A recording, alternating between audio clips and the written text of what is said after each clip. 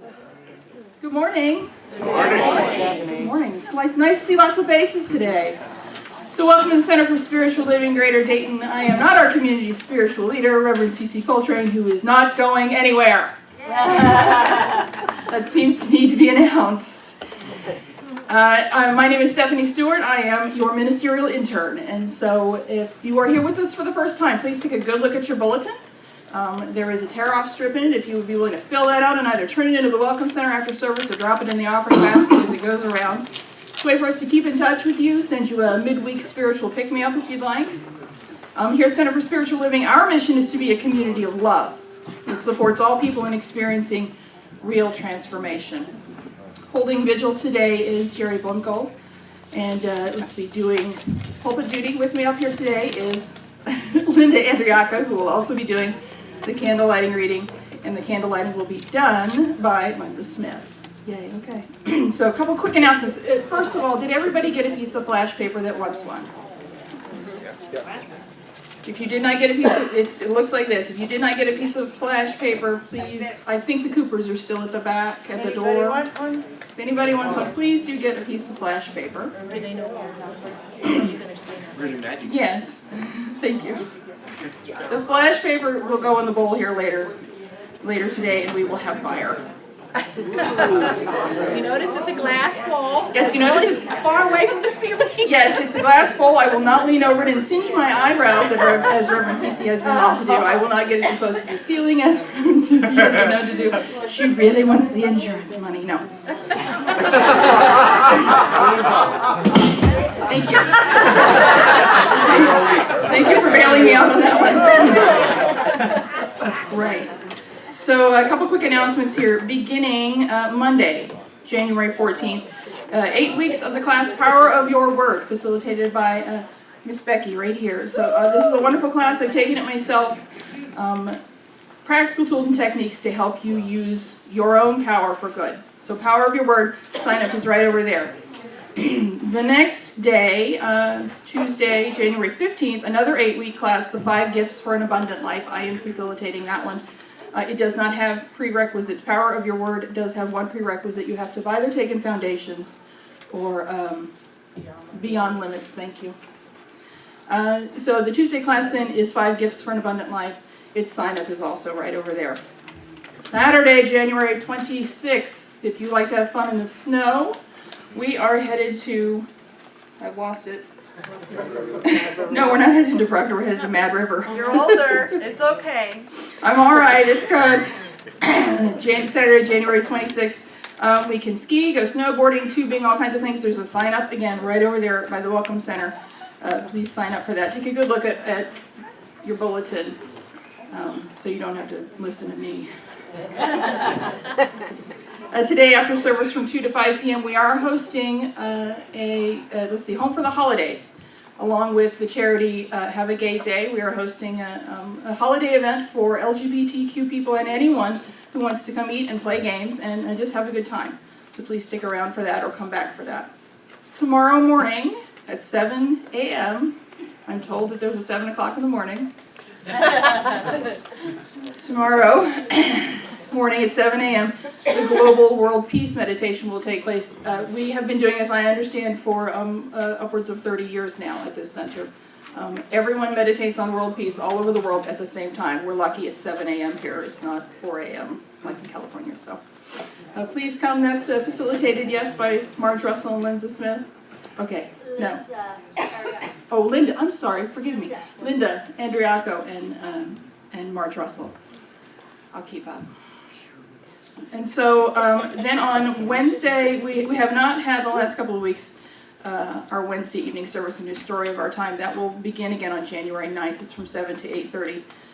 Please look into that and consider going to it. The Wednesday evening service is a time to really dive deep into what you believe and what you think you believe. So I'm going to go sit down now. We light the first candle to honor Buddhism. The 3 factors that seem to have the greatest influence on increasing our happiness are our ability to reframe our situation more positively, our ability to experience gratitude, and our choice to be kind and generous. We light the second candle to honor Christianity.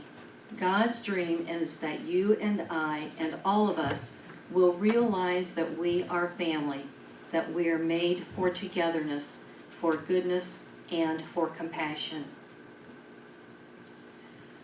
We light the third candle to honor South African spirituality. Ubuntu is the essence of being human. Ubuntu speaks particularly about the fact that you can't exist as a human being in isolation. It speaks about our interconnectedness. When you have this quality of Ubuntu, you are known for your generosity. We are connected, and what you do affects the whole world. When you do well, it spreads out. It is for the whole of humanity. We light the fourth candle to honor Islam. In the Islamic way of life, it is only by serving other human beings that we can truly connect to our Creator. We light the fifth candle to honor Native American First Nations spirituality. The first piece, which is the most important, is that which comes within the souls of people when they realize their relationship, their oneness with the universe and all its powers. And we realize that reality at the center of the universe dwells the Great Spirit, and that it certainly is really everywhere. It is in with each of us. This is the real peace. We light the sixth candle to honor Sikhism. The true path to God lies in the service of our fellow beings. We light the final candle to honor Hinduism. He alone sees truly who sees God the same in every creature. Seeing the same God everywhere, he does not harm himself or others.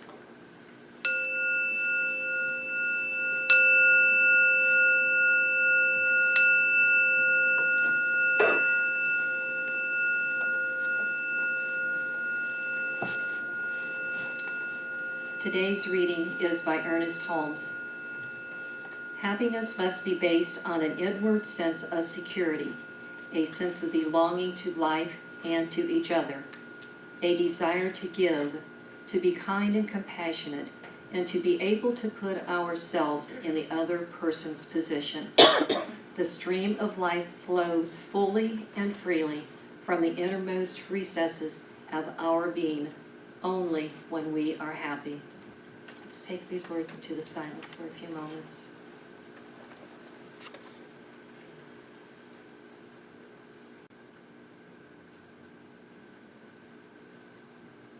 God is love, God is peace, God is safety and security. We are all part of this happiness, this peace, this security. We are the love of God, we are loved by God, and we express that love in and through everything that we do. I know each and every one of us here is part of this spirit, part of this happiness, part of this fulfillment. And I say, thank you, God, for this, and so it is. So it is. Thank you. So I apologize if I'm a little bit flaky this morning. I'm working without a net. There's normally an outline. Even Reverend Cece works off the outline, and there is none. So here I am. Live, yes, live and in person. You're lucky people. So have you ever had just a very short but super intense period of time in your life that when you came out of the other side of it, you were just like, whew. You know, I see a lot of, you kind of take stock of all the parts of your life, and you say, okay, well, geez, that's changed, and that's changed, and that's changed. You know, my health has changed, my relationships have changed, my job has changed, whatever. Well, I'm walking out of the other side of that right now with all of you today. Preparing this talk was kind of my take stock moment. So today is December 30th. On November 30th, I began to see clients. I'm a massage therapist, or I was. On November 30th, I began seeing clients for what I knew were their last appointments. My very first client that morning was a lady that I've seen kind of infrequently over the years, but for about close to 15 years. And it was friendly, but it was a business arrangement. You know, I've often said that some of my clients became friends and a lot of them became like family. This lady was neither of those things. It was, as I said, friendly, but she came in, she got her massage, she paid. She said, "I'll see you when I call you again." That morning after her massage, she walked into my office and she pulled me into this fierce hug and she started to cry. And I thought, "Ooh, what is this?" And so I managed to get her soothed enough that I got her out the door, and then I started to cry as I went, "Oh my gosh, this is it. This is really it." So that was November 30th. December 3rd, I turned in my finals for the first term of my last year of ministerial school. Yes. My wife is happier than I am. On December 4th, I came into the office and sat down with Reverend Cece, and she said, "You know, I took this job with home office, and I know we've talked about you doing more, and I think I've found a way to do this, and I don't know the title of the job yet, but we're going to work that out together, and so you're going to be hired for next year." Oh.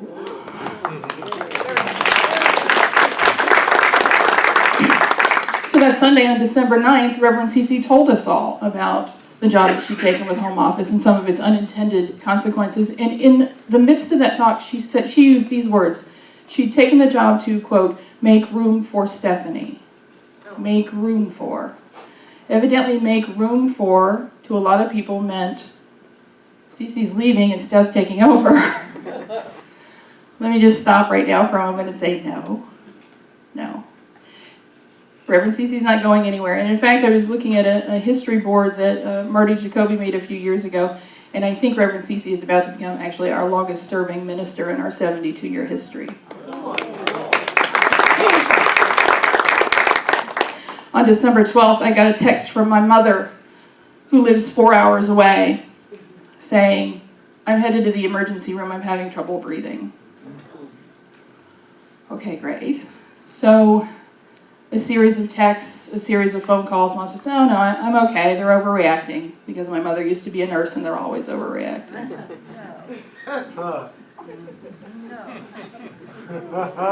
On December 14th, I was once again in my massage therapy office, and I called it Teacher Friday.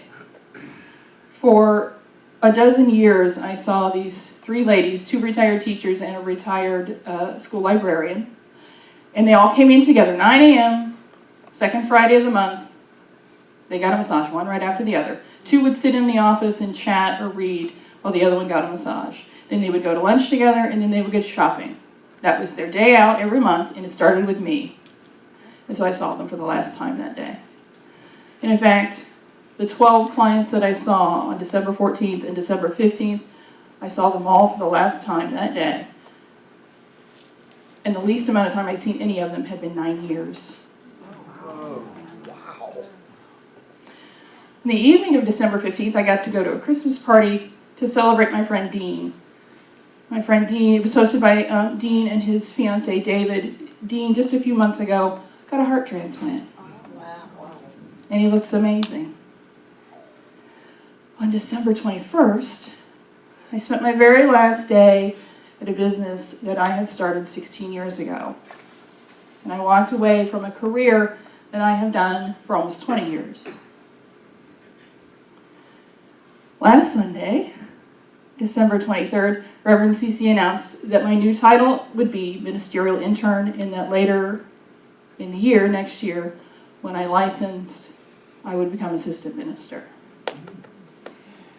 And yesterday, I turned 45.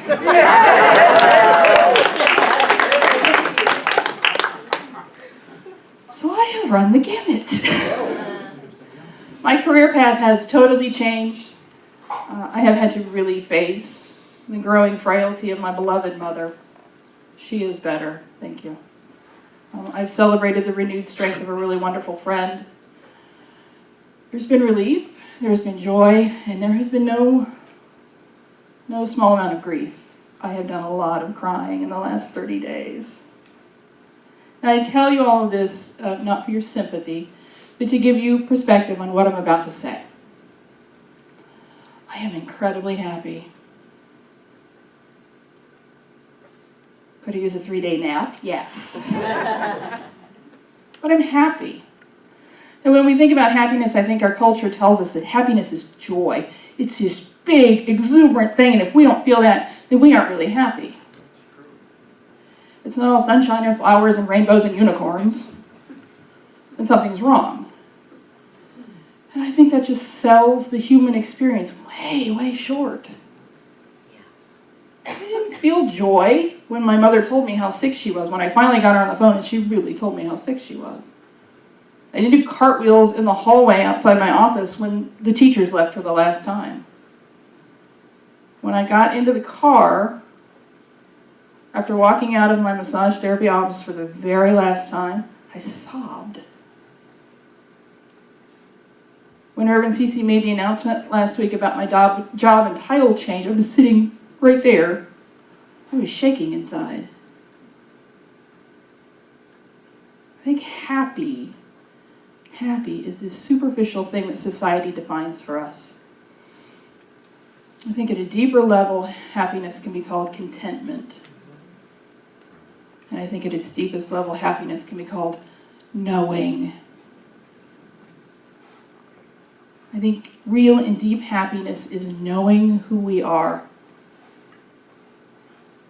Have you ever met someone that when you're near them, it just seems like everything will be okay?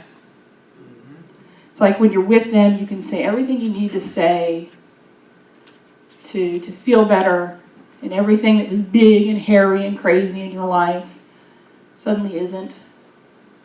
People that are happy at the deepest level, that know themselves, they're a beacon of calm. I've heard people talk about the Dalai Lama like that. Have any of you ever had the opportunity to be in the room with the Dalai Lama? A couple people have. I've not had that opportunity, but I've heard it told that, when he walks into the room, it just sweeps through you. It sweeps through thousands of people. This happiness, this deep inner calm. He knows who he is.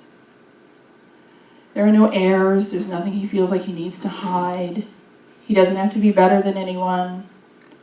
He's himself, and there's no one else like him.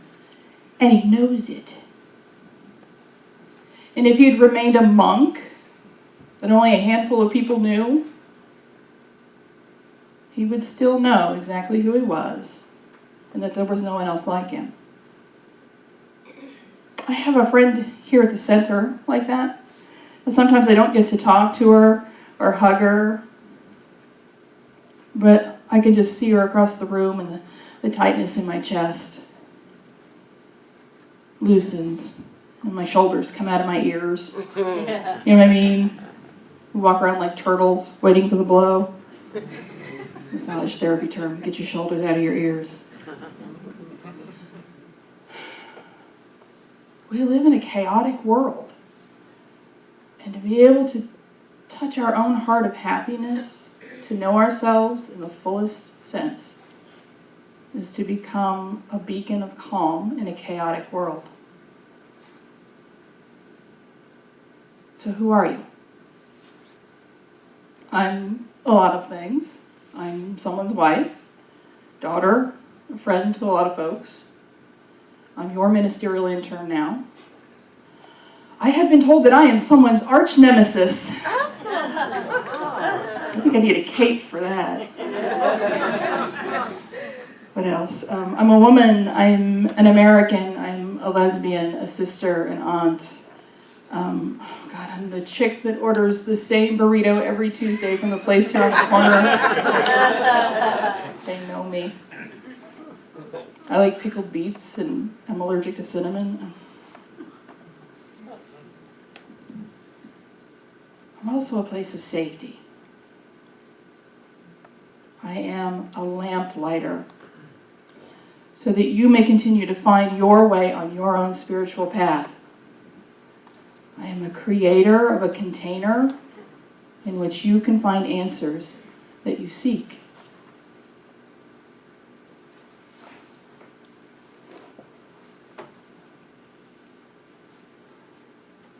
And at the truest seat of my happiness, I am a part of the one that creates everything, and it is all of me.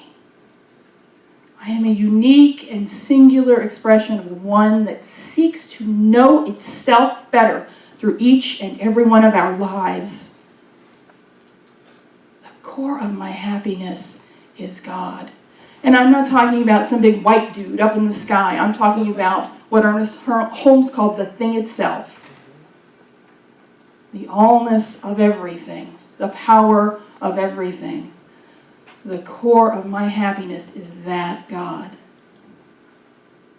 And here's the trick. The core of God's happiness is each and every one of us.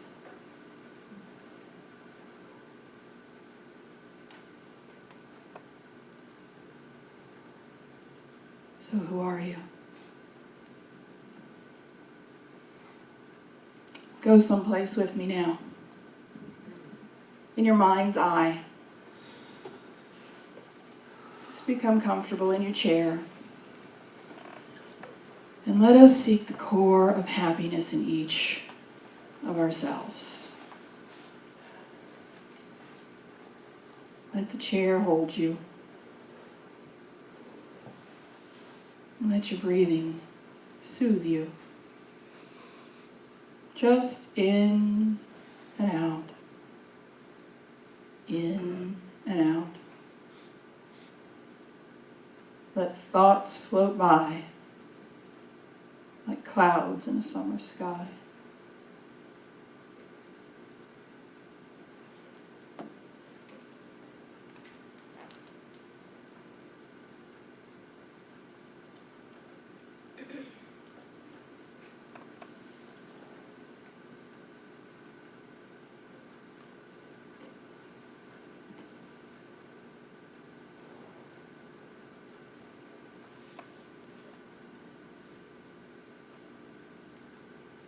And so here in your mind's eye, conjure up something that shows you, you. Perhaps it's a mirror or a pool of water or something else that shows you your reflection. Or perhaps it's a statue or even a doll that you can touch or hold and know that it is you.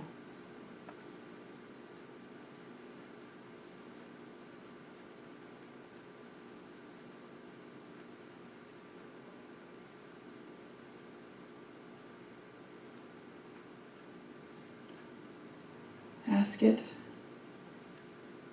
who am I?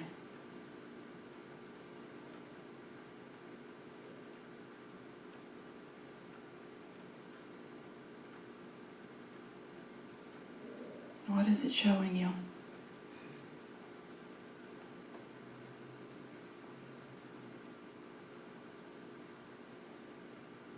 Know yourself now in your totality.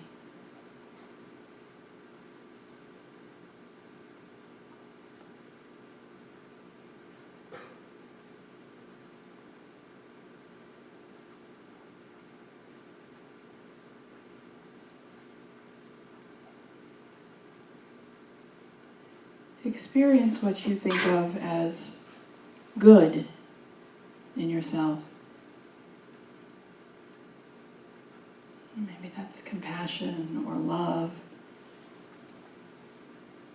What do you believe is good in yourself?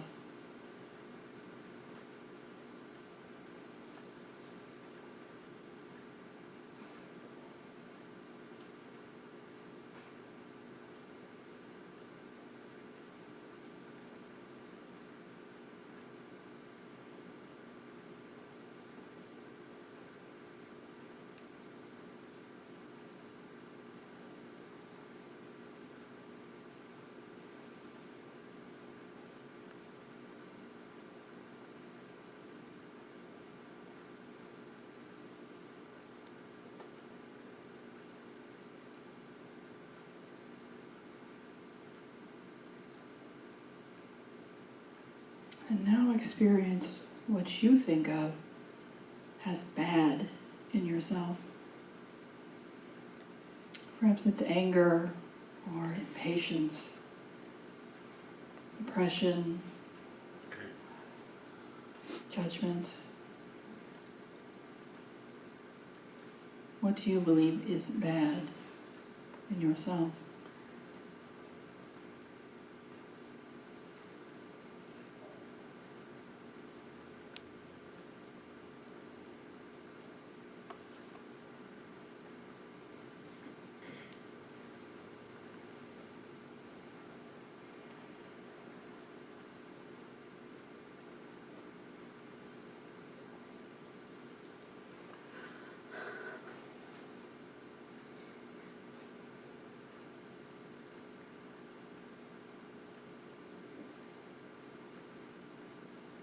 And now experience what you think of as God in yourself.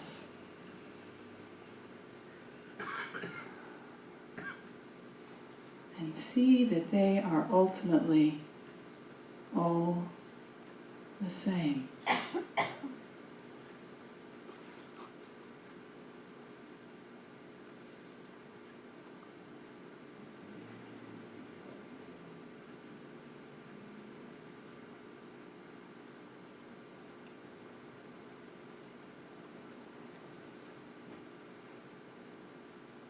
Our love, our compassion, our anger, our grief,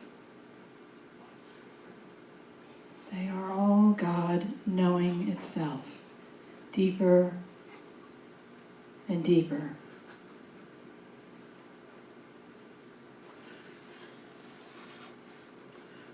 You are that.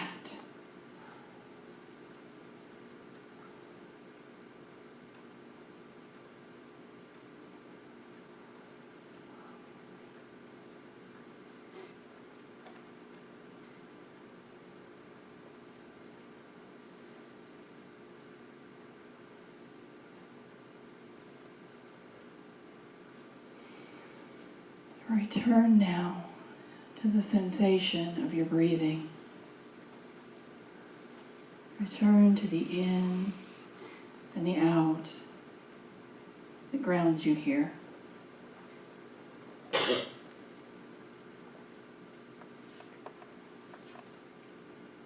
Feel the chair. Come back to the room. And when you're ready, open your eyes.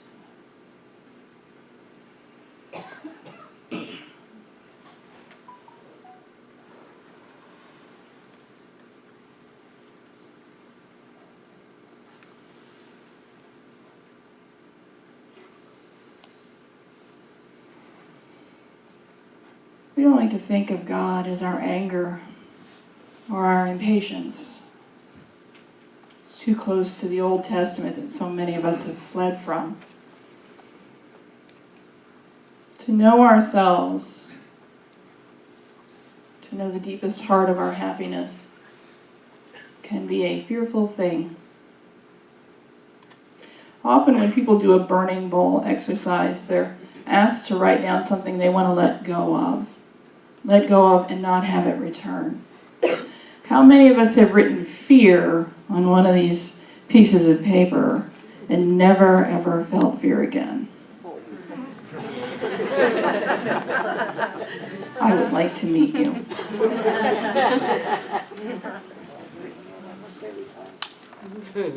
A wise woman told me very recently that she had had to learn to let go of wanting to not feel fear and instead embrace that she would feel it, but it did not have to paralyze her. To feel fear and do it anyway is called courage. And we are being called upon to have courage in our world.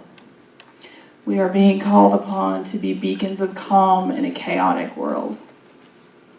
We're being called upon to know ourselves.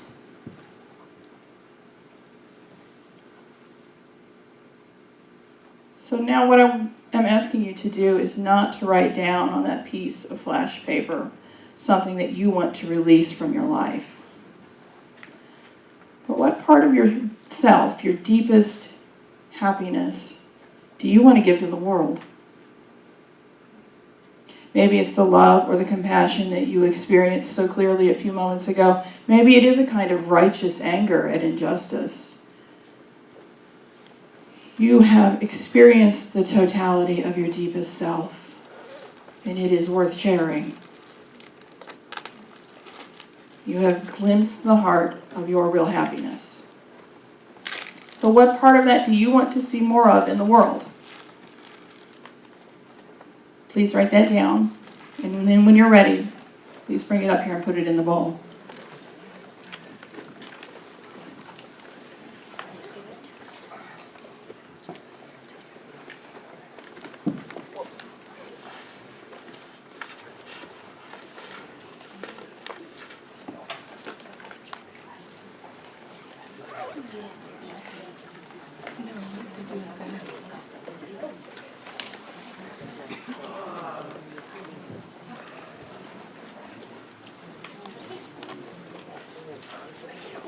Perfect.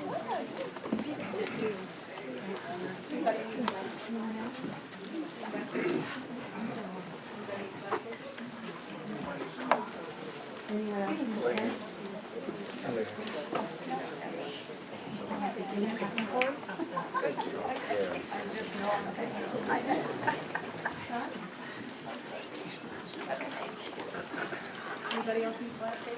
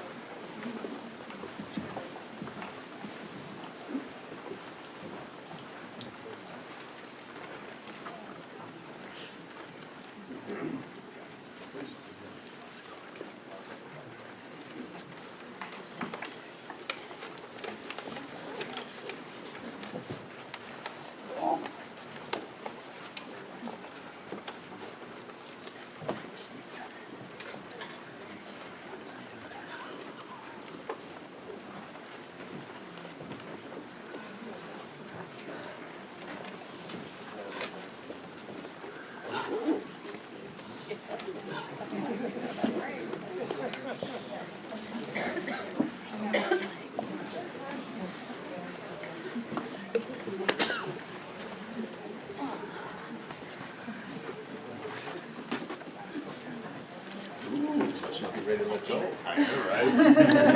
Wow. Here, let me help you, brother. Let me help you. Thank you.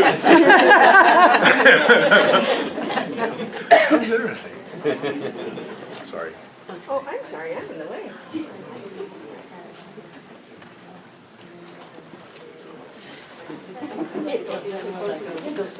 Yeah, don't get close to the candles. There goes my face.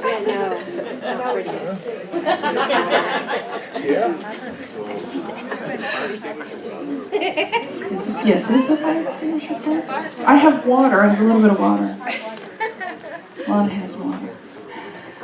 Lana has water, it's okay. So if you're not aware of the joke, I'll just go ahead and kind of. Yeah, share it. So I guess the first time Reverend Cece did this, she was just really amazed by it and leaned way over the bowl and cinched her eyebrows. And a couple of years, maybe it was last year, a couple of years ago, she was holding the bowl and it almost got the ceiling. It scared me. So I've got it way out there. Because I'm close enough to being a minister to potentially burn the place down, I guess. Okay, so do we have them all? Is everybody? Oh, okay. I'm always late.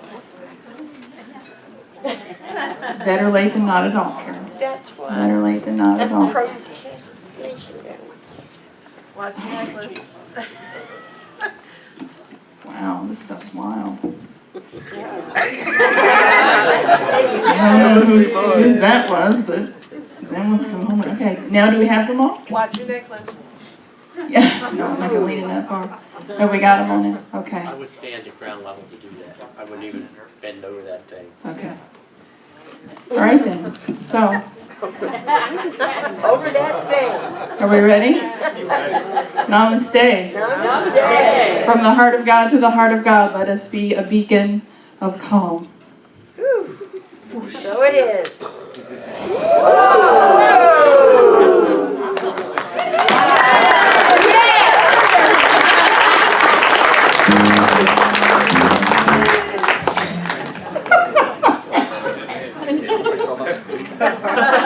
That's a little more. All right. All right.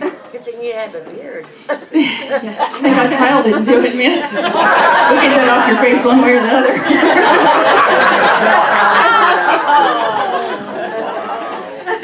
Maybe I need to shave it off. No? Okay. We'll just let you do the burning bowl next time. Okay, will you join me now in prayer, please? Let's join together in consciousness. We're here now in this place of peace and strength, of happiness and of knowing. I rejoice.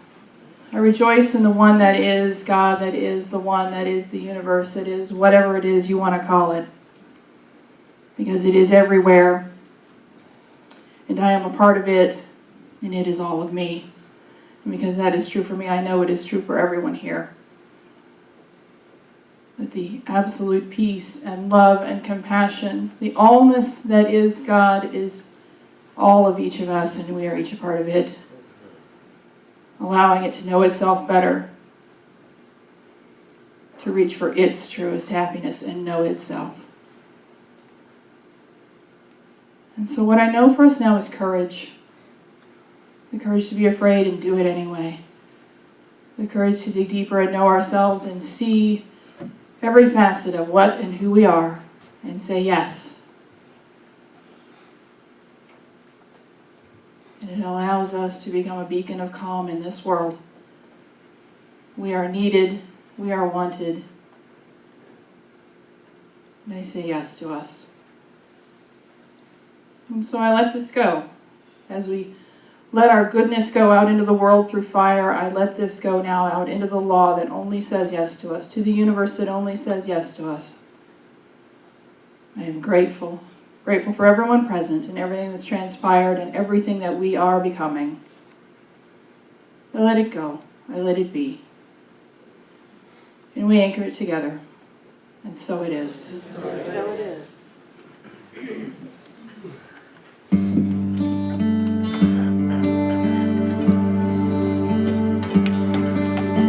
I am just a thread, a simple thread in this glorious web of life.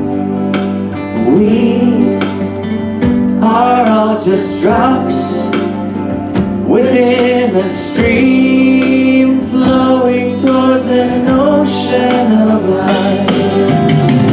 We may forget where we come from. We may forget where we're going to. I might not see that you're a reflection of me as much as I'm a reflection of you.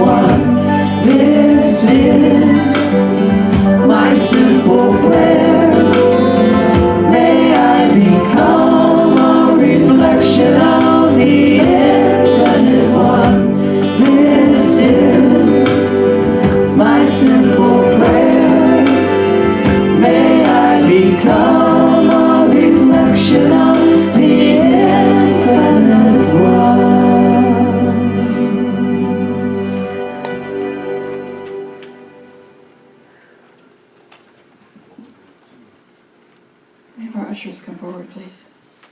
Thank you. Chris Noah Cooper and Tom Cooper, thank you very much for your service today. I want to do something a little bit different. We are a community, and the money that we give is what keeps us going. We make contributions, and when we do that, we make that to one another, to what it is we want to accomplish here. How are we going to manifest as a community of love? How are we going to manifest as a community of love that supports people in real transformation? Those are the questions that we'll be asking ourselves in the coming year. And so what I'd like for you to do now is to look at someone near you, maybe reach out and take their hand, and know that these are the people that you're giving your money for. It's you and the people that are near you and the community that we create together. So if you'll look at someone near you or take their hand and repeat after me. I give this for you. I give this gift for you. I give this for me. I give this for me. We are community. We are community. And together we move forward. And together we move forward. And so it is. And so it is. I don't want to come back up after that. Can we get him to play something else? So thank you. Thank you today. Thank you to Jerry. Thank you to Linda. Thank you to Lindsay. Thank you to the Coopers. Thank you to Higher Mind Band. Thank you to all of you for being here and being willing. If you'll stand now with me, please, and join me in our closing affirmation and our closing song. Put a little love in your heart. Thank you, Kenny. Thank you to Kenny. Yeah. Keeping me on the straight here. Okay, so please know with me, I know myself. I know myself. I know my courage. I know my courage. I know peace. I know peace. And so it is. And so it is. Almost Happy New Year, everyone.